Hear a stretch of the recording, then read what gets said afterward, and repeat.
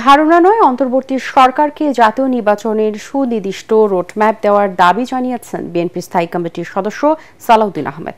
যুক্তরাষ্ট্র থেকে দেশে ফিরে বিমানবন্দরের সাংবাদিকদের তিনি আরও বলেন, বিএনপি জাতীয় নির্বাচনের জন্য প্রস্তুত। তিনি স্বীকার করেন, বিএনপি এখনও দলের ভারপ্রাপ্ত চেয়ারম্যান তারেক রহমানের দেশে ফেরার পরিবেশ তৈরি করতে পারেনি। অন্য আরেক অনুষ্ঠানে দলের সিনিয়র নেতারা এই বছরের মধ্যে জাতীয় নির্বাচনের দাবি জানান। রিপোর্ট মইনুল হাসানের। 15 দিনের যুক্তরাজ্য সফর শেষে রোববার দুপুরে দেশে ফিরে শাহজালাল আন্তর্জাতিক বিমানবন্দরে সাংবাদিকদের মুখোমুখি হন বিএনপির স্থায়ী কমিটির সদস্য সালাউদ্দিন আহমেদ। তিনি জানান, জাতীয় নির্বাচন নিয়ে অনিশ্চয়তার সুযোগ নিতে পারে পতিত স্বৈরাচার আওয়ামী লীগ। যে কোনো কৌশল অবলম্বন করে গণতান্ত্রিক সিস্টেমে যাওয়া বা নির্বাচনের বিষয়ে বিলম্ব করার যে কোনো কৌশল জনগণ প্রত্যাখ্যান করবে।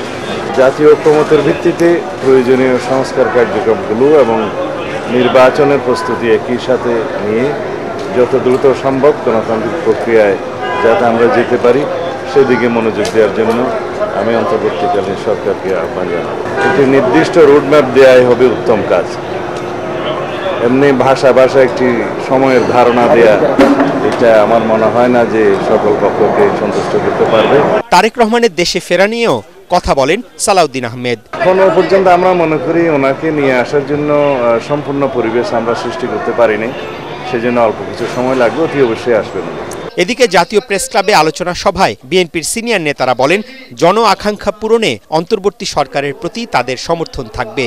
এ সময় আবারও দ্রুত জাতীয় নির্বাচনের দাবি জানান দলের ভাইস চেয়ারম্যান শামসুজ্জামান দুদু। এই বছরের মধ্যেই গ্রহণযোগ্য একটি নির্বাচন হবে, এটা আমরা প্রত্যাশা করতে চাই। সরকার প্রধান হিসেবেও ডক্টর ইউনূস বলেছেন এই বছরের মধ্যে অথবা 26-এর প্রথমে এর মধ্যে থাকেন, তাহলে আমার মনে হয় সহি সালামতে আমরা একটা ভালো কিছু প্রত্যাশা করব, আপনারাও যেতে পারবেন। কারণ আমরা চাই আপনাকে যেমন ফুলের মালা দিয়ে আমরা চেয়ারে বসাইছি, ফুলের মালা দিয়ে আপনাকে আমরা বিদায় করতে চাই। নেতাকর্মীদের দলীয় শৃঙ্খলা ও ঐক্য ধরে রাখার আহ্বান জানান নেতারা।